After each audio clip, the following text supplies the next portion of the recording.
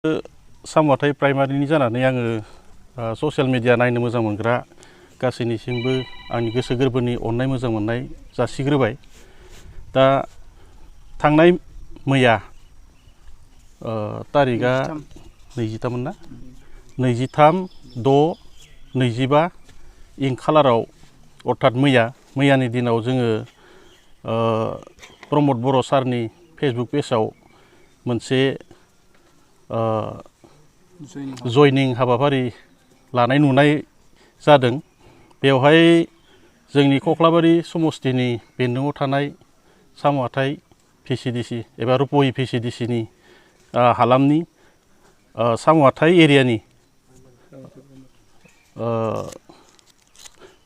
15-20 जनसो सेंग्राफोरा प्रमद बर' सारजों जयेन जाहैनाय जों नुनो मोनदों।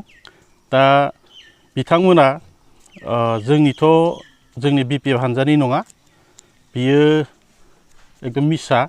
मैया प्रमद सारा जिबायदि लिरना होदो बियो टटेलि नंखाय।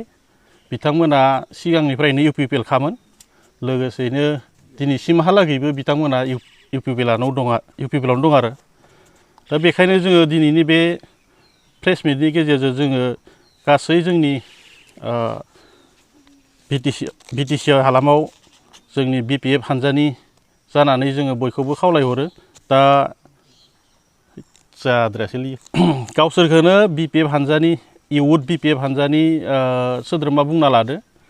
दा बिथांमोनाथ' जोंनि इयुथ BPFनि सासेबो सोद्रोमा गैया, जेराव जों बिथांमोनखौ मिथिगौ। बिथांमोना भिसिडिसिनि मेम्बार दं, मेम्बार हिसाबै 2-3सो दं।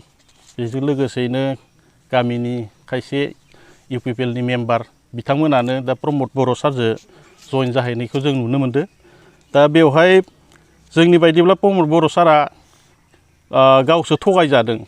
मानो होनोब्ला BPF हानजानिफ्राय UPPL हानजायाव जयेन जाहैनाय दिनैसिम जोंनि प्राइमारियाव सासेबो गैया। दा बेखायनो जोङो दिनैनि बे प्रेस मिटनि गेजेरजों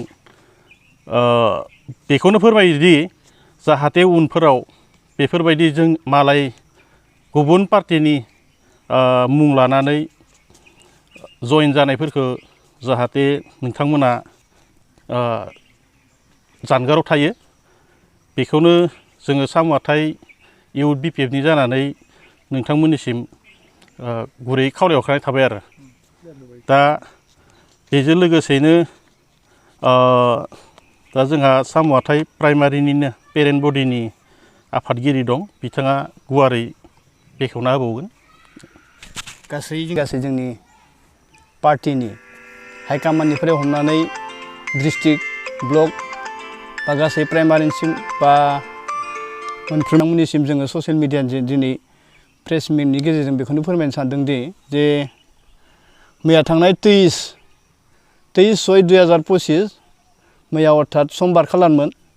बे समबार खालाराव जोङो दानि BTCनि बा BTRनि CM प्रमद बर' बिथांनि फेसबुक पेजाव मोनसे जोङो जयनिं हाबाफारि नुनाय जादों। दा बे जयनिं हाबाफारियाव जोंनि बाक्सा जिल्लानि सिङाव थानाय कख्लाबारि ब्लकनि सिंनि सामवाथाय प्राइमारि कमिटि एबा BPF कमिटिनि सिङाव थानाय इयुथ BPFनि नाम लानानै बिथां BTRनि CM प्रमद बर' बिथांमोना जयनिं जाहैदों। दा